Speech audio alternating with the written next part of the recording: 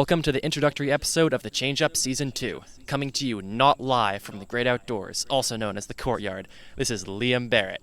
Today, I'll be passing the mic to the next podcast editor for The Pitch, Billie.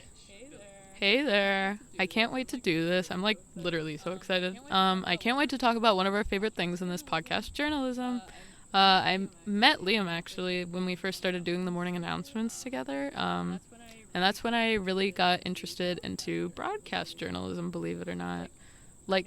I know you have been doing audio, last year and a little bit of writing, but did the morning announcements for you, start something for you about broadcast journalism, or if it was journalism altogether, or what was it for you? So I'd say kind of, yes. I joined morning announcements sophomore year, and I also joined The Pitch sophomore year, or at least I was in J1. And so my, journalism exploration started at a similar time. I'm going to say The Pitch J1 has had more of an impact on me than morning announcements in terms of inspiring a love for journalism. But I will say the morning announcements definitely kind of opened my eyes to what you can do with broadcast journalism. Because, we're reaching a pretty large audience, and there's a lot that you can do to improve it. With articles, there's a lot of guidelines, AP style and stuff like that, and there's ways you can be more creative for sure. But with news stories, it's kind of more formulaic, whereas if you have a broadcast, you can do a lot. There's just a lot of very creative things, and that appeals to me. I've always been a pretty creative person. For me, I actually became interested through listening to just general podcasts, and also J1. For me specifically with podcasting, we had a podcast assignment where we just got to go crazy and record about anything we want.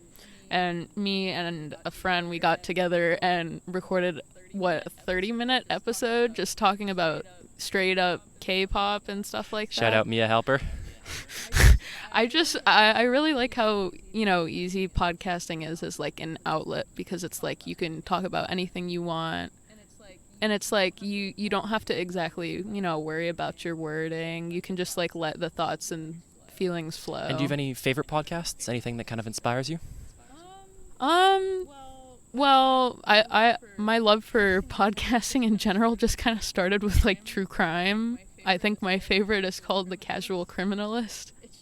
It's just this, I don't know why I feel I need to say it, this bald British guy is just today we're talking about insert thing here.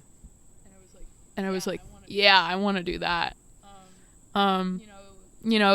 Continuing on with this love of journalism, do you see journalism following you into college, the future? Yeah, definitely. I'm applying early decision to Northwestern, specifically the Medill School of Journalism, and that is one of the best journalism schools in the nation. So what I really like about Northwestern, honestly, is the versatility and flexibility, because I've talked to a lot of students. What they've said is that if you decide you're not really interested in a major or even one of the schools within the university, you can switch really easily. Just send an email to your admissions officer. Within a day, you'll be in a different school. So I know I love journalism. These past 3 years have been a ton of fun. But at the same time, I'm not sure I want to get locked down into such a specific field, because majoring in journalism lends itself to having a career as a journalist, maybe as law as well. But yes, I definitely am going to do journalism in college in some form. The current plan is to major, but I may change that. I may just be involved in a student newspaper. You also do mock trials? I do, right? Yes. Do you see yourself possibly, building on that journalism career and, venturing into law? Because I know I'm considering it. Yeah, definitely. Being a lawyer has been an interest from a really young age. So I think there are going to be a lot of classes about the intersection of law and journalism, and I'm going to be very interested to take those. And for you, I know you're also a senior. What are you thinking about journalism in college? Me personally, I'd love to do it. I think, even though journalism definitely is just very specific about, what you can and can't do, I feel there's multiple different alleys you can take throughout this. And I feel I guess my interest in journalism, I feel goes beyond, just writing. There's a lot of good documentaries that kind of hooked me onto journalism. It's investigative ones where it's we're going inside this secret, society of people who think the way that differently than the way the popular, political parties think. And that kind of just, grew my interest. And on that same vein, is there someone who inspired you to become interested in journalism? My uncle, actually, he has been working at Al Jazeera as a producer for them. He has gone literally all over the world. And I think he kind of hooked me into his line of journalism because I guess I got very fixated on international news and stuff like that. But in more recent years, maybe the last 4 or 5 years or so, he did a piece on the psychological effects of U.S. prisons.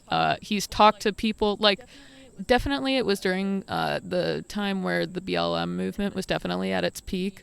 He talked to this one African American who I feel so bad I don't remember the name of him off of the top of my head, but him throughout his time in prison and also when he got out and how that affected him. And I think the other thing I really liked was he also lives locally, so he lives in Kensington. He did a piece that was actually, really unfolding right here, which was during the 2020 election and when the former president Donald Trump, was dealing with COVID and was in Walter Reed and all of his supporters kind of gathered outside. He did this photo piece that really stuck with me, and that kind of just, all he's done has kind of just, pulled me back into, journalism as a whole. What would you say the impact, what kind of impact has podcasting left on you, your experience? I would say it is the main reason that I'm in my current position, which is online multimedia managing editor. When I came out of J1, I wasn't really sure what I wanted to do in the pitch. Miss Burley talked to me and she said, if I was interested, I could have been maybe something more news related, because I know I do love writing news stories. But I don't know, the podcast editor was graduating, and she said, I really liked your podcast. I think this could be an interesting field. And I also love making podcasts. You've got the voice for it. I appreciate it. Thank you. And there have been, I was listening to a few podcasts that were really interesting. Reply All, chiefly among them. Love that. Highly recommend it. But as a result of me being podcast editor, the logical next step was multimedia managing editor, because I have so much experience with video and audio and broadcast, and it also ties into morning announcements. So it's definitely affected my role on the pitch. What do you I've struggled with writing confidence. So I wrote a piece last year on an autistic student who was in Les Mis, and let me tell you, I probably could not count on my hands and feet how many times I had to have somebody read my writing just because I wasn't sure. But I would say audio is a very, reassuring alternative for me. I think it honestly has helped me write, believe it or not, because it's the fact that I get to go back and listen to how I speak, and I could go, hey, what I said here, this doesn't, sound grammatically correct, so I can go in and change those things, and it helps me to make my writing sound more clear. And on the flip side, getting that practice can even help your writing be more personal and develop your own style. So you're on EB this year. What kind of skills and experiences are you taking from, being podcast editor, moving on to such a big and important role? I'm flattered, for one, and two, probably independence, if I had to use just one word. When I became podcast editor, as I said, Allison, previous one, had just graduated, and that, along with a bunch of other graduations, meant there really weren't any people on the pitch who had any experience with podcasting. It was pretty much just good luck. We'll help you as much as we can, but we don't really know how to help you. And Miss Burley was gone, which made things a lot more interesting. And so I pretty much had to figure out everything myself, from the software to how to structure the podcast, how to organize it, how to publish it.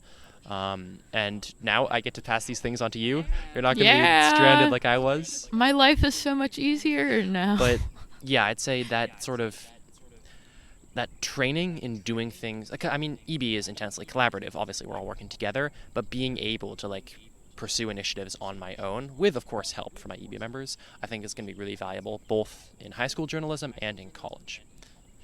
And I want to kind of change things up a bit.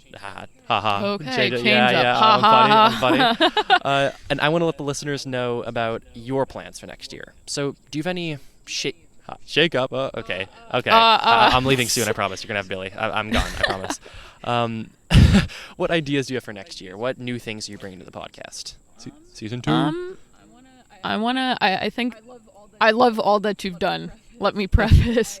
I think I want to transition into a lot more conversational podcasts. I actually am really enjoying doing this right now, so I think this is just telling me, hey, in the future, this is fun. I think I want to have just like a lot of discussions with like, people that maybe aren't, like people know who they are, but like, do they really know who they are? If that makes sense. I also want to make a lot of content that like caters to the community, and I don't mean that in the sense that's like, oh, what's the struggles of taking, I don't know, the SAT, more like what's the thing that really irks you about insert class here, or what's your favorite part about after school, or what do you do in your free time, stuff that like kind of caters to a wider community experience. I like that line. You know who they are, but do you know who they are? Ooh, that's deep. Yeah. I like that. I hope that goes well. That sounds really interesting. I sure hope it'll go well. I'm crossing my fingers. I'll help you as much as I can. So, just to wrap things up, if you had to condense things down, what is the main goal that you have as the next podcast editor? I think, I like to think of a lot of information we consume today, and I think it's applicable to things we know. I really like the iceberg analogy, that like so much of what we know is on top of, on the tip of that iceberg. We know all that stuff super well, but what we don't see is what's under the water. We don't see the lower half of the iceberg. So I kind of want to take that less known information and like let it float up to the surface. I mean, it could just be a me thing. I have a lot of really weird interests. I mean, there was an article that almost got published in the pitch where I interviewed somebody who competed in Eurovision, and how, the political effects of that. I want to, introduce the community to more of those unknown things in an attempt to be like, hey, there's more. All right. This is Liam Barrett, host of the first season of The Change Up, signing off. Thank you all for everything, for sticking with me this past year, and I think you're going to have a good future host in Billy.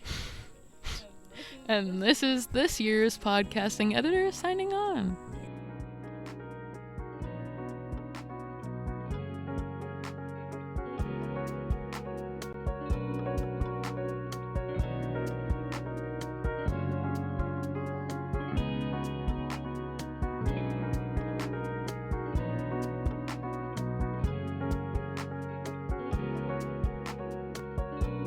I hope you all enjoyed this intro podcast. Thank you to Liam for agreeing to be interviewed, and a huge thanks to the WJ Pep Band for composing the introduction song. Until next time, see ya!